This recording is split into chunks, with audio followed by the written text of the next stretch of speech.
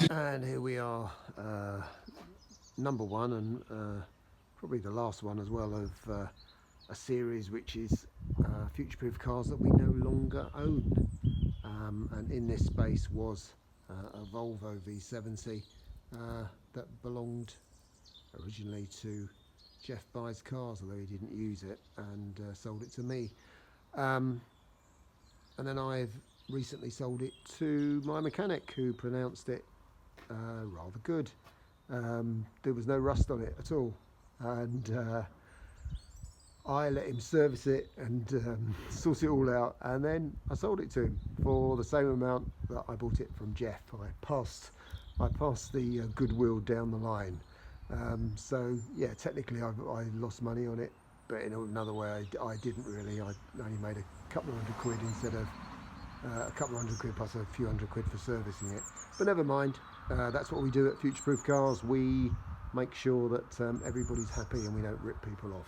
So here you go. This is the Volvo V70 before it went away to its new owner, and I will be seeing it from time to time. And here we have Valhalla, which is a Volvo V40, 2.4 5-cylinder, and it's a huge estate car, which I seem to have sold. I've had it for a bit. It cost £600, and let's have a look inside. There you go. Leather. It's done 191,000 and something. There you go. It's seen a life, but it's still running pretty well. And actually, should we lift the bonnet? Let's turn it up.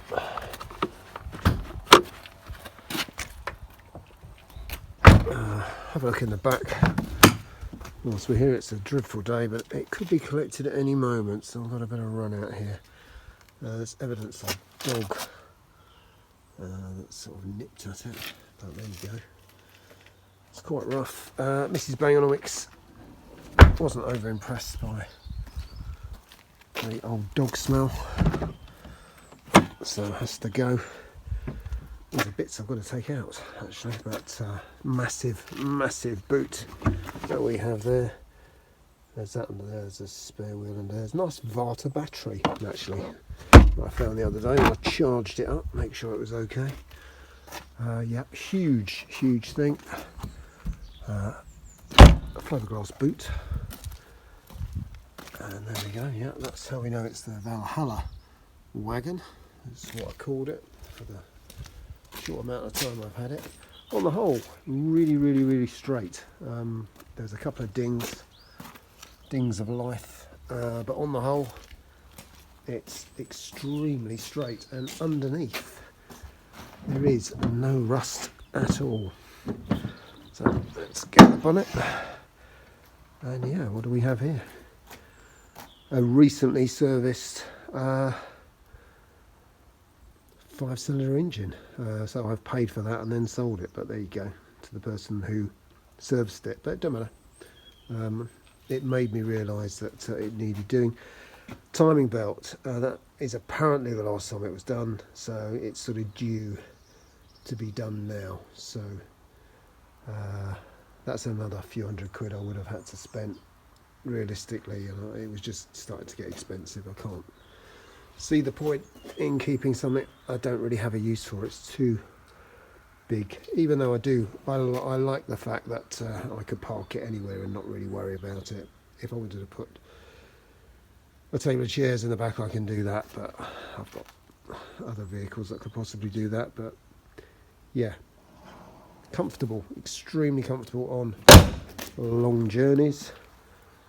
I won't start it. It does need a coolant sensor for the radiator and everything. It doesn't know what temperature it is, so there's no point starting it. But yeah, I've paid for it all to be serviced, so there's not much more to do.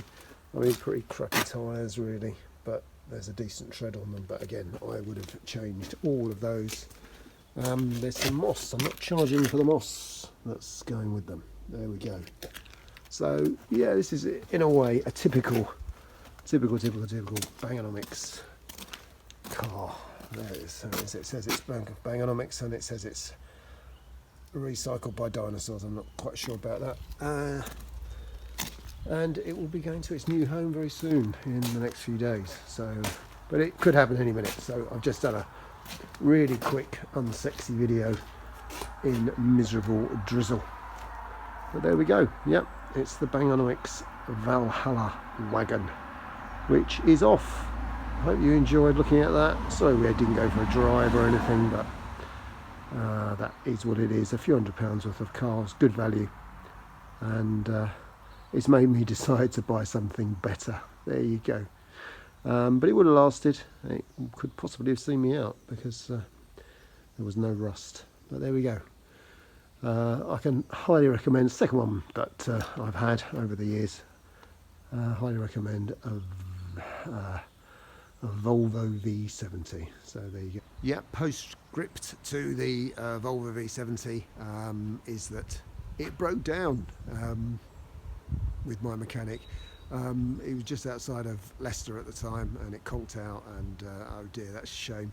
But don't worry, it was just a fibbing fuel gauge. The fuel gauge was telling lies. He put some 4-star in it from the old days, and it works, so that's okay, and it seems to be all right.